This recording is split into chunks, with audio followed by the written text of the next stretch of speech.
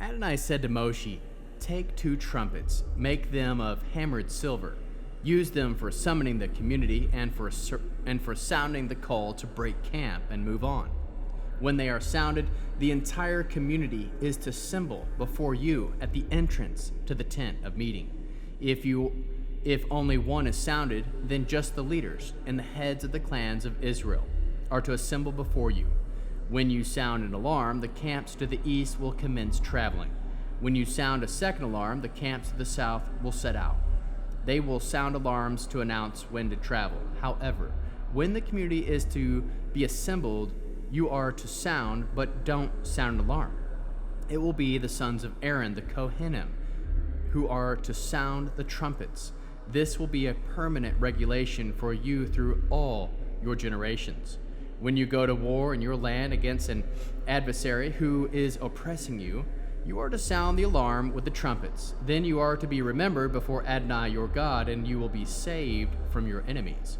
Also on the days of rejoicing at your designated times, and on Rosh Hodesh, you are to sound the trumpets over your burnt offerings and over the sacrifices of your peace offerings. These will be your reminder before your God. I am Adonai your God. On the 20th day of the 2nd month of the 2nd year, the cloud was taken up from over the tabernacle of testimony, and the people of Israel moved out in stages from the Sinai desert. The cloud stopped at the Paran desert. So they set out their first journey, in keeping with Adonai's orders, through Moshe. In the lead was a banner of the camp, the descendants of Yehuda, whose companies moved forward. Over his company was Nechshon, the son of Amminadab. Over the company of the tribe of the descendants of Issachar was Netanel, the son of Zuar. Over the company of the descendants of Zebulun was Eliav, the son of Helon. Then the tabernacle was taken down, and the descendants of Gershon and the descendants of Merari set out, carrying the tabernacle. Next, the banner of the camp of Reuben moved forward by companies. Over his company was Elitzur, the son of Shedeur. Over the company of the tribe, the descendants of Shimon, was Shemuel, the son of Shurshadai. Over the companies of the descendants of Gad was Elisaph, the son of Deuel. Then the descendants of Kahat set out carrying the sanctuary, so that at the next camp the tabernacle could be set up before the rival.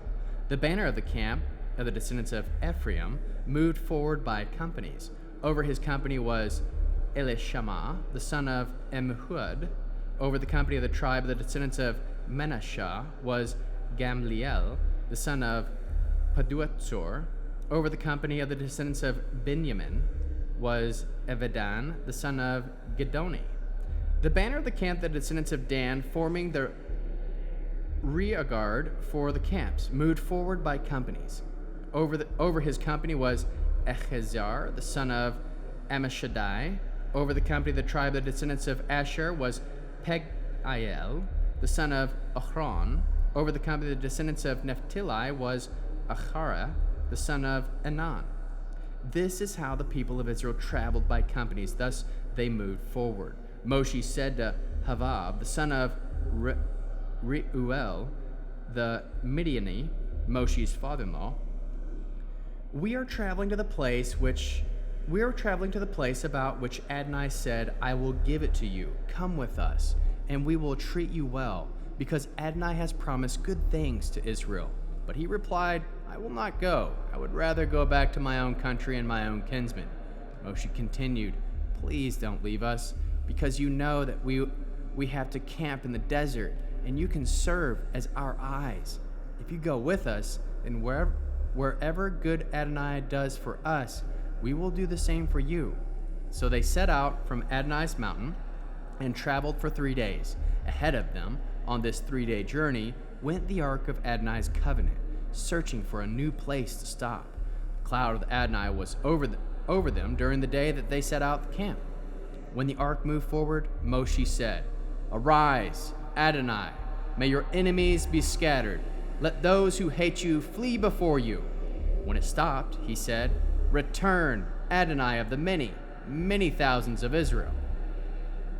When when the people began complaining about their hardships to Adonai, when Adonai heard it, his anger flared up, so that the fire from Adonai broke out against them and consumed the outskirts of the camp. Then the people cried to Moshe.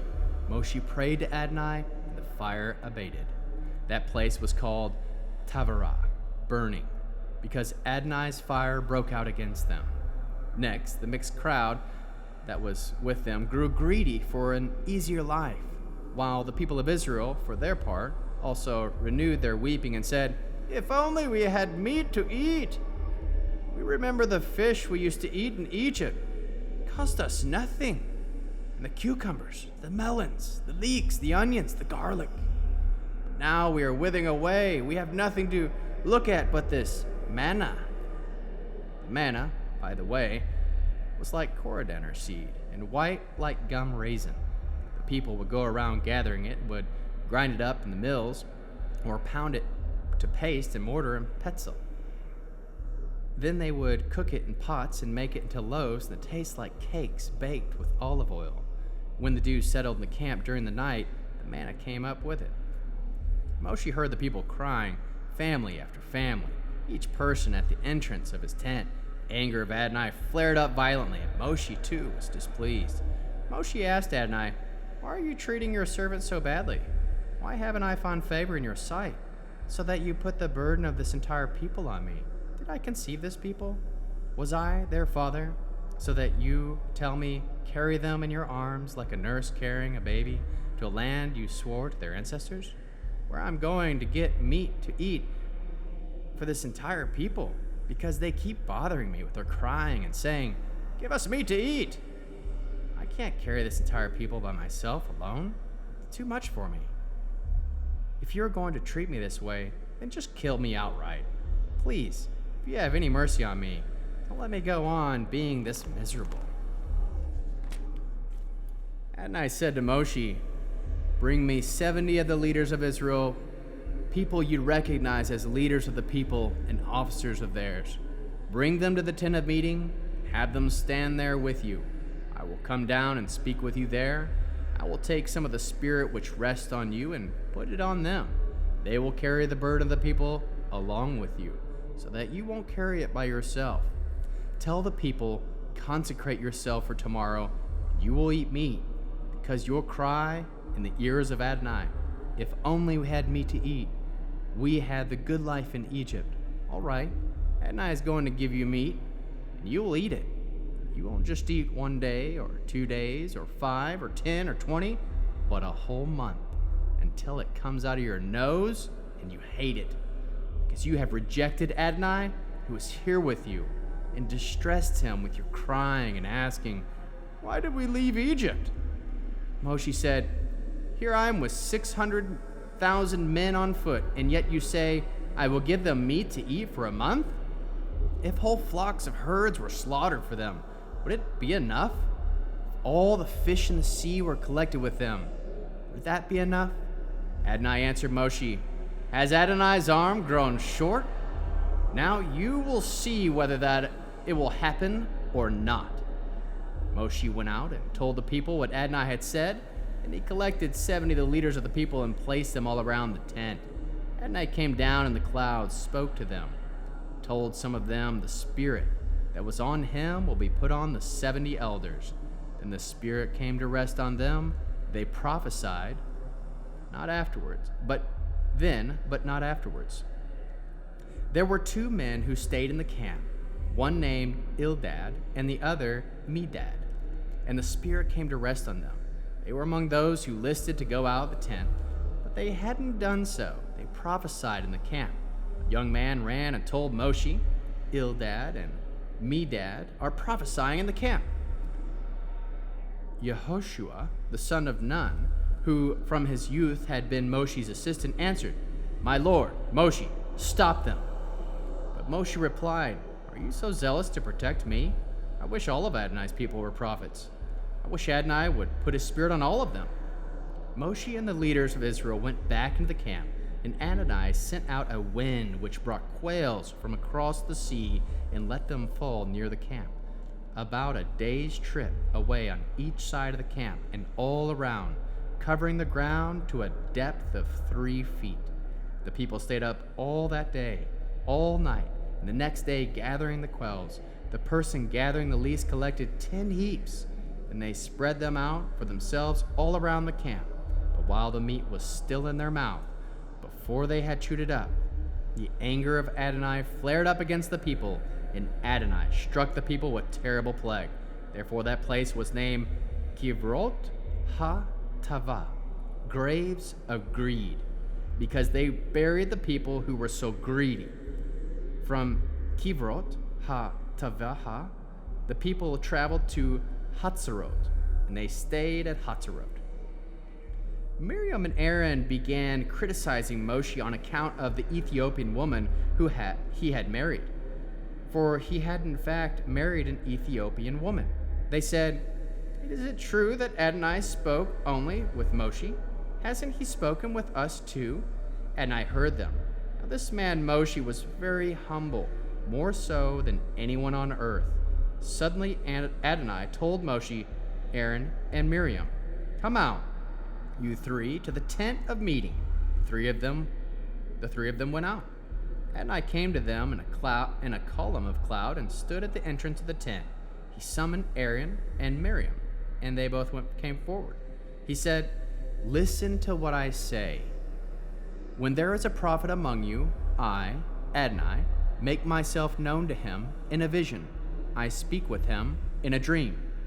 But it isn't that way with my servant Moshe. He is the only one who is faithful in my entire household. With him I speak face to face and clearly, not in riddles. He sees the image of Adonai. So why weren't you afraid to criticize my servant Moshe?" The anger of Adonai flared up against them, and he left. But when the cloud was removed from above the tent, Miriam had sarat, as white as snow. Aaron looked at Miriam, and she was as white as snow. Aaron said to Moshe, "Oh, my Lord, please don't punish us for this sin we committed so foolishly. Please don't let her be like the stillborn baby who its body hath eaten away when it comes out of the mother's womb." Moshe cried to Adonai, "Oh God, I beg you, please, heal her."